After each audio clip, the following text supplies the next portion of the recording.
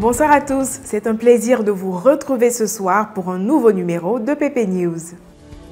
La réussite à l'université n'appartient pas aux intelligents, mais plutôt aux courageux.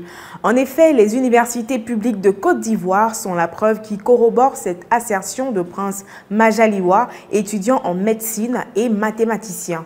Dans le cas du campus Alassane Ouattara de Bouaké, les étudiants sont confrontés à de nombreux soucis.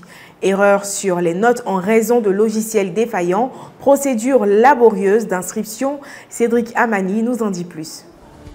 Les étudiants de la Côte d'Ivoire, ceux de Bouaké en particulier, sont confrontés à de nombreux soucis quand ils décident de s'inscrire. Le fait est que souvent, c'est ginzin, donc tu n'arrives pas à t'inscrire sharp, or il y a date de limite dedans. Déjà, ça c'est un problème. Mais pour tout ginzin maintenant, il y a des erreurs sur les résultats. Kwame Adjoa Juliana, étudiante inscrite au département d'allemand, nous en parle. Les inscriptions, je peux dire que c'est vraiment complexe parce que ça fait pratiquement 2 semaines que l'administration est fermée, on n'arrive pas à s'inscrire. Je pense que le problème se situe au niveau de la date limite des inscriptions. C'est pas facile, tout le monde veut s'inscrire parce que les étudiants ont peur quand on ferme le site. Et c'est vraiment difficile pour tout un chacun de s'inscrire. Dans mon département, il y a un nouveau logiciel qu'ils ont envoyé pour insérer nos notes. Et franchement, ça a fait des dégâts parce qu'ils se sont trompés sur nos notes. Il y avait des réclamations à faire. On a fait des réclamations et les reçus sont sortis. Malheureusement, cela n'a pas été transféré au niveau du ministère. Donc ça fait qu'on a du mal à s'inscrire. Quand on va s'inscrire, on nous dit qu'on nous emmène en fibre et c'est difficile. Donc on est obligé d'attendre, d'aller au bureau 9. Et là encore, il y a du monde. On n'arrive pas à s'inscrire et c'est difficile. Jean, tu bosses, tu composes et puis on fait erreur sur ton résultat. Tu fais réclamation aussi, c'est bizarre. Mais c'est pas gamde. Par rapport à toutes les choses là, s'il vous plaît, Yaki, Sabari, trouvez une solution à ça. Dropshipping. Cette expression vous paraît peut-être inconnue, mais par sa définition, vous vous rendrez compte de sa présence dans la plupart de vos activités en ligne. C'est un système où le client passe une commande sur le site internet du commerçant, lequel transmet celle-ci au fournisseur qui assure la livraison et gère les stocks. À ce sujet, Quadio Etienne, qui est revendeur, nous en dit plus. Aujourd'hui là, on va vous apprendre un nouveau mot en anglais. Le dropshipping. Le dropshipping est une nouvelle méthode de vente qui consiste à ne pas faire de stock. La personne qui pratique le dropshipping, donc le dropshipper, n'a pas de magasin. Il se constitue en revendeur, souvent sur le stock de quelqu'un.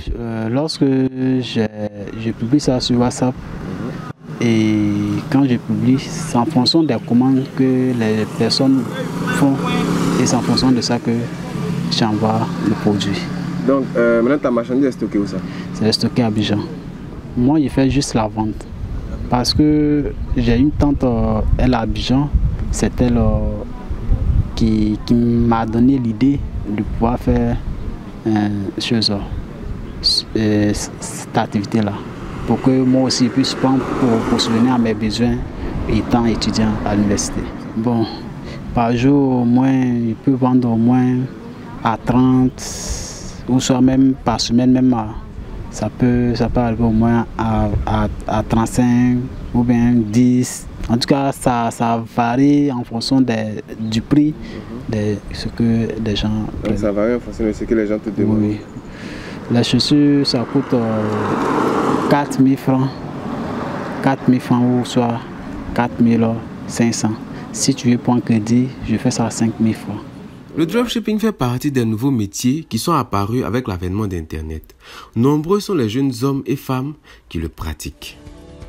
Dans l'optique de prendre l'avis de la population sur les programmes diffusés par la RTI, notamment celui qui ouvre une fenêtre sur l'entrepreneuriat, notre équipe s'est rendue à Yamoussoukro. Constat, certains abonnés ne suivent plus la chaîne autant qu'auparavant et n'ont même pas connaissance de ce programme. La RTI, Radio-Diffusion Télévision Ivoirienne, a lancé le 3 mars dernier une nouvelle émission qui s'appelle « Gérer son entreprise ». L'idée est de montrer aux jeunes entrepreneurs, en tout cas ceux qui débutent, comment s'y prendre pour bien gérer leur business. On est allé à Yamoussoukro pour connaître l'avis des téléspectateurs de la RTI sur cette émission. Bon, je suis réellement la RTI. Voilà, je suis beaucoup d'autres chaînes. RTI est là, évidemment. Je regarde, mais pas trop. Même si c'est tempo, ben ça met là. Le tempo, et puis. Comme les séries là, comme ça. Ah, tempo et puis les séries. C'est vrai, que les séries, voilà. Bon, en fait, il y a quelques émissions à RTI, tu me fais plaisir en fait. Voilà, parfois je zappe sur RTI, mais je suis beaucoup à plus l'ITV, voilà. Est-ce que c'est une émission qui vous plairait de suivre? Oui, surtout qu'il s'agit de comment gérer. Voilà, dans la vie, on ne finit pas d'apprendre. Franchement, ça peut m'intéresser. Voilà. Ça évoluer dans la vie. Est-ce que l'idée même de l'émission, ça vous plaît? Oui, oui. D'abord, on parle de l'entreprise, la députée, ça me plaît beaucoup. Comment c'est organisé, c'est l'entreprise, ça me plaît beaucoup. En vrai, je me laisse sur l'émission, quoi. On pensera plus, quoi, voilà. C'est la fin de l'actualité dans PP News. Merci de nous avoir suivis. À très bientôt.